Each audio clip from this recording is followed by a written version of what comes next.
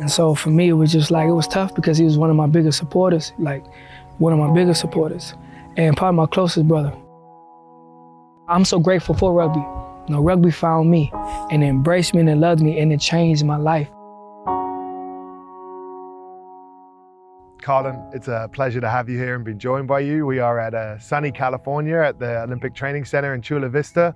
But I want to go back to the beginning of the journey. I want to go where it all started. Take us back to early life for you in Ohio. So in Ohio, I have a twin sister. Her and I grew up, you know, with our mother, but evidently it was kind of rough. You know, when we were early age, we were sleeping in cars, homeless shelter, and we got taken away from my mother at like 5. And, you know, we ended up being in a foster home, the first foster home. I remember they made me stand there. They hit me in the face with a metal belt, and they made my sister and I fight. Got taken away from there, went to another place, and I had to protect my twin and I. I was always in fights, running away from home, and we had to eat dog food, and it was miserable. And I remember like praying, like, please get me out of here. And from there on, you know, I got adopted when I was 8. But from that early, from probably 0 to 8, 0 to 6 was really tough. And how did that sort of shape you and your mindset, having that sort of tough upbringing at the beginning of your life? Like, are there things that you carry with it today that you think you can attribute back to there? I think, yeah, big time. For me, especially when I started getting in sports when I was 8, you know, I found I had a gift, which was my speed. And, you know, I wanted to be somebody. And I remember even when I was in high school, I used to cut out clippings of people on the wall who had gifts and messed up, made a mistake, or didn't take it serious. And I was like, I never want to be like this. When I started playing football, I remember these parents came up to my dad and was like, man, your son is really fast. And my dad told me, he's like, if you're the fastest, he said, don't ever let nobody out here beat you. And so from that point on, my obsession with getting better, with getting faster, kind of just took off the roof. And I was just like, okay. I never went to school dances, didn't go to prom, didn't do any of that. Like I was a workaholic. Like I wake up at 5 o'clock in the morning before school and I'll run hills, or I'll chase the school bus. And for me, I was instilling good habits so that as I got older, it became second nature. It was tough in school for me too, because when I was like 3rd grade, I couldn't read, I couldn't write. And I always had to battle. You know, I was a premature baby. I was 3 pounds when I was born. So for me, it was always a fight, and I always proved people wrong. Get that fast flat ball to Carlin on the outside. We're in business. Now Isles, Carlin Isles, safe fly, see you later. Try USA. Well, I think you live that mantra of, you know, be the fastest man in rugby, Carlin Isles. How did you even find rugby? Like, what was going on at the time? So at the time, I was like getting ready for the Olympic trials in track and field in 2012. And here I am studying film, like I always do, like 3 o'clock in the morning, I'm studying film, watching track. And here it comes on the internet I saw rugby. I'm like, man, who is this? And I saw Brian Habana, I was like, dang, he's quick, he's doing his thing. And so then I clicked on sevens and I saw Zach Tess and I saw Miles Craigwell and I saw Dan Norton. And I was like, dog, this looked fun. They was juking people, they was running fast. I'm just like, yo, this might be made for me. So I was like, you know, at that time, I was kind of in a struggle and I had like $500 to my name. And I'm just like, if I don't make the Olympic team, I gotta wait another 4 years, then what? So I was like, you know, what if I made the USA team? What if I inspired a lot of people around the world and showed them you could do anything you put your mind to? What if I became the world's fastest rugby player? And for me, I was like, I painted this picture. And so I started watching it. And then I got on Google who to contact, which was Nigel Melville at the time. He was the CEO. I sent him an email. He called me back at like 5 in the morning. I talked to him about 4 days later. I packed all my stuff. I moved to Aspen, Colorado. I was playing club there. It took me $250 worth of gas to get up there. I had $250 left.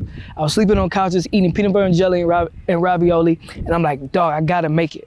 And so I was playing rugby for about a month. And I got invited to the USA Development Tour in Canada. I went there, I tore it up, and I got a contract the next day.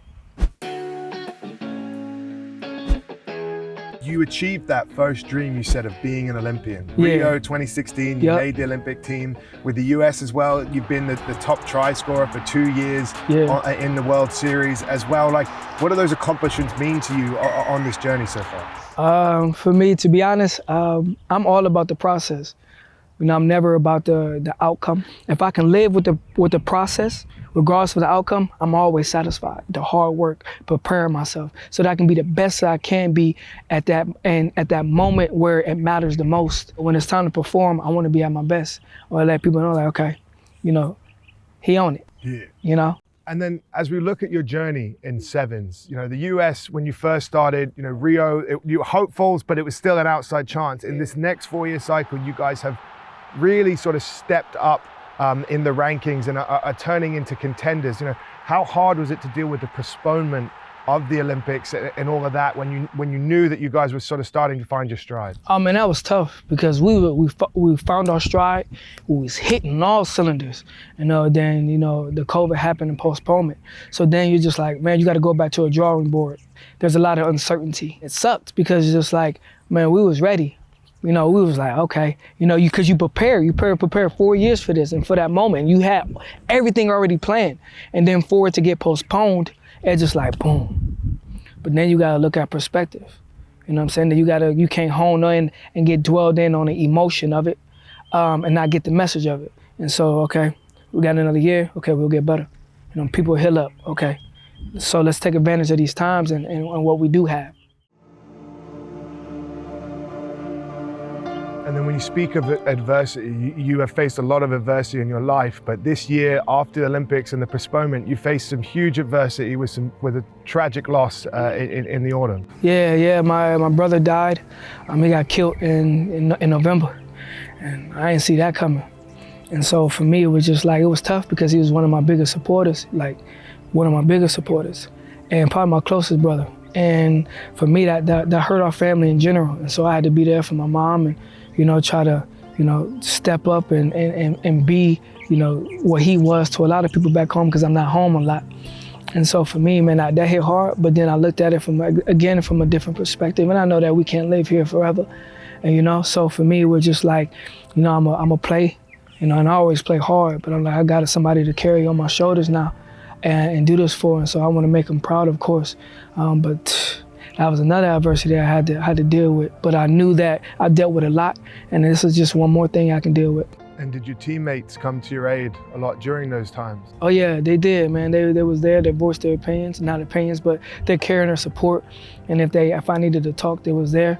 And I remember coming back, they stood there and they had their hand in their heart for my brother, and I teared up for that. And that meant a lot for me. And then if we look ahead now, with the Olympics on the horizon, what's next for Carlin Isles? Once we get to the Olympics, hopefully, we do our thing. After that, kind of still young, I think. So, I always wanted to do another Olympics or maybe try some 15s or whatever it is. But I'm all game. I just want to, continue to get the best out of my ability and use it where I can. So rugby's the way. Rugby's the way, baby. That's the right. Only way. And the MLR, mate, it's picking up here. Yeah, Does that catch your eye at all? It does catch my eye, big time. It's growing a lot here, and it's competitive too. So, why not? But yeah, I like both though. But I love sevens, man. I love sevens. To the right, Isles v Soizwapi. Isles holds him up. Isles cuts in and away.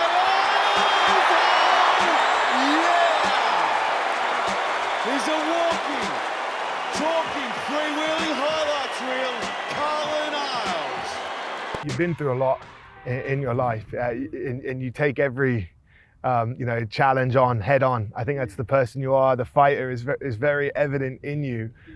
Is that how you want to be remembered? Is that the mindset that you want people to remember you by? Oh yeah, a fighter. Someone that works hard, and whatever happens to him, he'll face it. He'll get through it, and I'm big on that, man. Cause I'm a fighter, boy, and I will work hard, man. That's one thing about me. I will do anything I can to be the best that I can be. The mind is weak, and if anything could prey on it, if you're not strong or have the right perspective, it'll bring you down. And so for me, it was just like I've been through a lot, and so I always want to be that light and show that I don't want it to just inspire you. I want it to change you, because that's when the real growth happens with change. I think that word of change is really impactful to me. And I think the ability that you've had to change people is amazing, but I also think the platform, the opportunity you have as a team to change the face of the sport in America with a big performance at the Olympics is powerful, because you found this game later in your life, and had the athletic capabilities to come over to it. But imagine if you'd found it in your high school age. Oh yeah. And that is the opportunity I think you and your teammates have, is to put the game on a platform in America that hasn't been seen before, that we get the next Carlin Isles joining it even younger, so they have more runway to reach their full potential in this game. Yes, I agree. That's very important. I wish I had this when I was way younger and know more about it, because who knows? You know, maybe my skill set would have been 10 times better, and things would be a lot more easier instead of having to play catch up, especially with these nations and teams who this is what they do.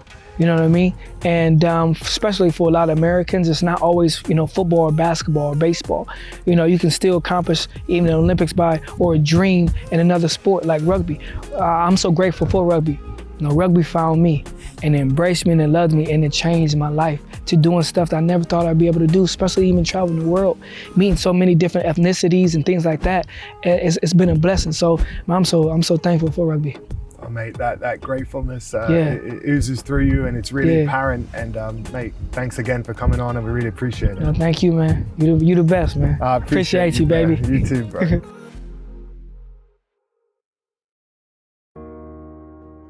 We realised that there wasn't going to be an opportunity to even potentially play sevens again. And then you're thinking about, well, how am I going to provide for my family? We thought we were supposed to be going to the Olympics, and now we haven't got a job. But at the same time, we're healthy, you know, we can still live and get through our lives. It's just something small that's been taken from our identity, but it doesn't mean that we're lost as people. He's not electric, he's supersonic. We all can help those aspiring young kids fall in love with their sport. You know, we have that power to be able to inspire a generation, and that's something that I've realised as you get older and you see more people around the world.